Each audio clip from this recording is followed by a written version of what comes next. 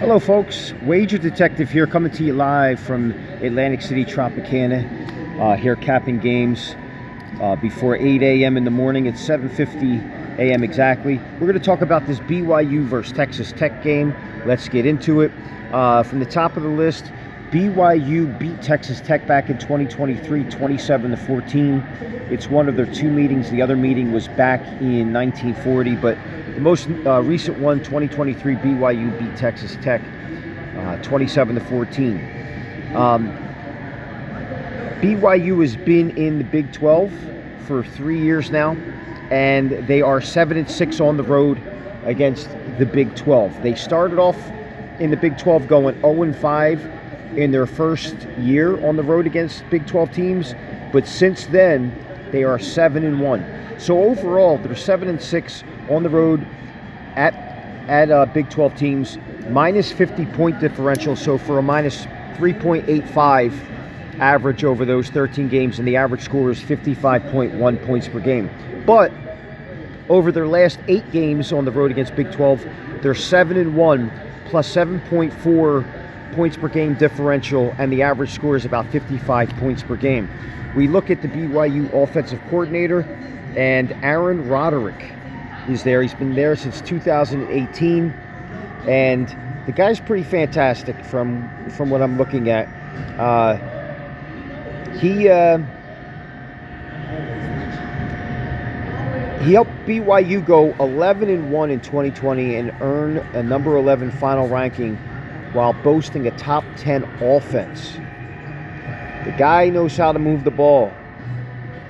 He knows what he's doing. He was a quarterback coordinator, and he is their offensive coordinator, and he looks pretty impressive. Mentored a lot of guys there at BYU. As far as head coach, look at this guy, Kalani Sitake. 10 years as a coach, 80-43 with a 65 winning percentage, and he's 5-2 in bowl games. I mean, he's 8-0 this year. He was 11-2 last year. You look at the SRS this year, look at that, 18.08 SRS with a 3.3 strength of schedule. So if you look at that, they're 9th in all of college football out of 136 teams in SRS, and their 38th toughest schedule in the nation. Great coach, great offensive coordinator. They're led by Bear Bachmeier, 11 touchdowns, 3 interceptions. Kid's having a pretty good season, huh? Okay, he's a freshman. True freshman here. Stepping up and playing amazing. 63% completion rate, about 1,700 yards passing. He's doing fantastic. I mean, you look at him, just having a really, really good year. BYU looks as though they're coming off a bye. Their last game was October 25th. We're at November 8th now, so they're coming off a bye. I didn't really look into what the BYU coach does after a bye, but we could take a look at that right now. Might take a couple more minutes than normal, but this is what we do. This is what Wager Detective does. I mean, this is nothing new. I just found out he's on a bye right now. This is what a detective does. So let's see what he does off of a bye. Let's find the bye here. 20th. Okay, so after the bye, 1-0. Beat Cincinnati, 20-3. 1-0 next year. What's he do? Where's the bye? Let's find it. 16-29. That looks like the bye there. Yeah, that's going to be the bye there. After the bye, loses 24-40 at Utah State. That's nothing. That's not great. So 1-1. Find the bye here. Okay, 1-2. Loses 6-7 versus Northern Illinois. Okay, so he's 1-2. Let's find the bye here.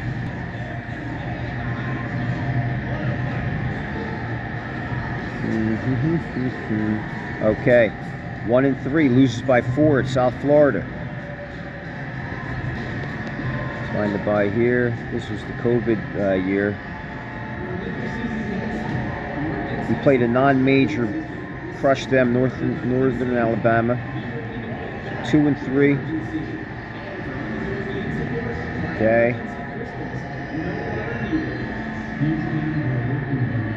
3-3 goes to Georgia Southern there. 3-3, 34-17 win there.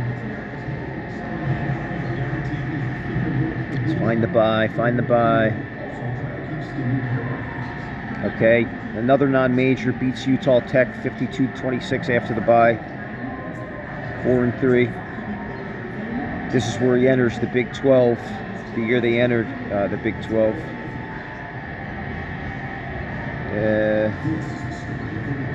Let's see here, 16, 23, 29. Okay, there's the bye. Loses at Texas Christian, 11-44, first year Big 12. And then last year, let's see if he made any improvements. So September 28th to October 12th, that looks like the bye. Goes to beats Arizona at home 41-19. So a mixed bag off the bye, couple non-major wins there for Coach Sataki. And look, they're on a roll, guys. I mean, they're just absolutely. This is going to be a back-to-back game on the road here. And listen, they're in the Big 12 hunt. I mean, obviously they are. Let's take a look at the Big 12. Let's see who's doing what. I'll try to keep this as not as long-winded as possible. Let's see who's there at the top of the heap. I mean, they got the best record here. I mean, 8-0. I mean, how do you? I don't know why they're not ranked at the top. But you got Cincinnati, you got Houston, you got Utah, Arizona State. I mean, they got the best record there. They're right there with Texas Tech. They're 5-0 in the conference this year.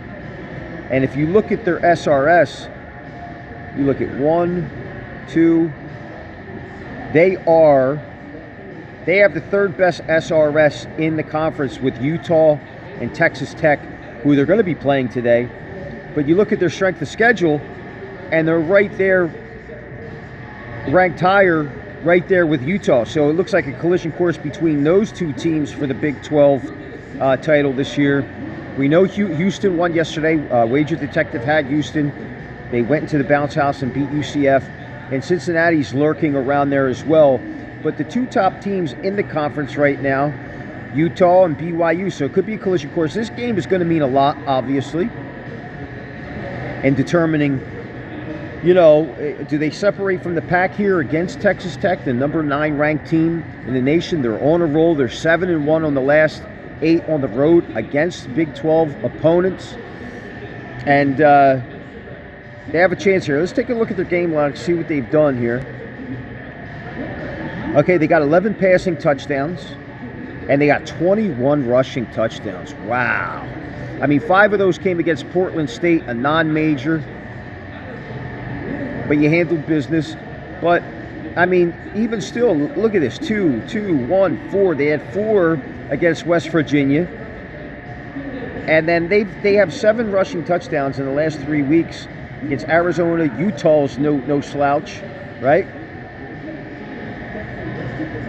So you look at them and you say, yeah, they are prolific.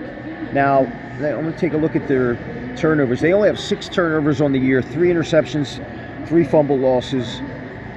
And let's see what their defense has done and given up. They've only given up 7 passing touchdowns on the year, and they've given up 9 rushing. So, playing pretty good defensively. They forced 16 turnovers, and 12 of them by interception. That's a major stat. Okay, let's take a look at their stats for the year. I mean, they pass the ball 27 times a game, but they rush it 40. So they're more skewed toward the run, but they're prolific in both. Look, they're averaging the same amount of passing yards and rushing yards a game. If that's not a balanced attack, I don't know what is. Freshman quarterback. So let's keep that in mind. And let's take a look at the ground game. Look at this. L.J. Martin leads the Big 12 in rushing yards with 789. That's what that bold lettering is. He's got 5 touchdowns on the year, so he's their bell cow back. Look at Bachmeier. He leads the team. The quarterback leads the team with 9 rushing touchdowns. Wow. And they got a couple guys, Parker Kingston and Cody Hagan. They both got 2 rushing touchdowns. So they got guys that can get in on the ground. Through the air, Parker Kingston, 4 touchdowns, right? Chase Roberts, 4 touchdowns. And then Carson Ryan with 2. So 32 touchdowns from scrimmage. Take a look at this defense. 17 sacks, respectable. 48 tackles for loss. 12 interceptions. 25 passes deflected. 4 fumble recoveries and 4 forced fumbles. And let's take a look at their kicker. 33, Will Ferrin, 33-33. 15-18 field goals made, and leads the conference in points for a kicker. That's pretty solid, man. Solid team, well coached. And let's take a look at Texas Tech. Okay. Ranked number 9. Ranked number 9 here. We're going to see what they do this year. They're 8-1 this year. And Joey McGuire is their head coach. 4 years at Texas Tech, 31-17, and 65% winning percentage. So he's having a pretty good year there, 8-1. Let's take a look what Texas Tech does. Okay, so their SRS is 20.59, a bit higher, 5th in the nation there, and they're 65th in the SOS. So it's a comparable team if you look at both of them. Bear Morton leading the conference in 68% completion percentage. He's got 15 touchdowns, 4 interceptions, and leads the conference in yards after catch with 9.5 and a 10.16 after yards catch. Also leads in the rating at 170.4. So he's solid there. On the ground, Cameron Dickey, 10 rushing touchdowns, leads the conference there. He's their bell cow back. 746 yards there. Will Hammond has 5 touchdowns. Jacoby Williams has 5 touchdowns. They got 21 on the ground. I mean, they're a pretty prolific on the ground there. Let's take a look at the game logs here and see what we got. I don't want to keep this video too long because I want to keep it nice and short and sweet. Okay, so 24 touchdowns passing. And they got 21 rushing, so they score, man. Right off the bat, this looks like it could be an over game. But they get the ball on the ground from many different ways. Last 3 weeks, they got 6 passing touchdowns, and they got 5 rushing. And offensively, let's see how many times they turned the ball over. They turned the ball over 12 times, 7 interceptions. Defensively, they give up 9 passing touchdowns on the year and only 5 rushing touchdowns. So it's going to be strength versus strength there, where BYU likes to run the ball. Obviously, they got a lot of rushing touchdowns against this stingy rush defense that's only given up 5 rushing touchdowns on the year. And they forced 20 turnovers. That's pretty prolific. This game is going to be absolutely fantastic between BYU and Texas Tech. Let's take a look at the line here and see if that line is moved. Okay, so Texas Tech is minus 11.5. I think that line is way too much, to be honest with you. If we're looking at both these teams, 51.5 looks like an over. If I was to look at this game, I think BYU is the play here, plus 11.5. I mean, they're both playing for that Big 12 to get into that Big 12 championship game. And like I said, BYU 7-1 in their last 8 on the road against Big 12 opponents. And Texas Tech, I mean, they're playing fantastic. Their SOS isn't as good as BYU, but they got a strong SRS. It's only a difference of about 2 points. That line is way off to me. So Wager Detective is going to call here BYU plus 11.5 and over 51.5. This is Wager Detective from Atlantic City. November 8th, 2025, 8 o'clock in the morning. BYU is going to be the call, plus 11.5. I could see them possibly winning outright. That's my stronger play there, plus 11.5 BYU and over 51.5. This is Wager Detective signing off. See you in the winner's circle.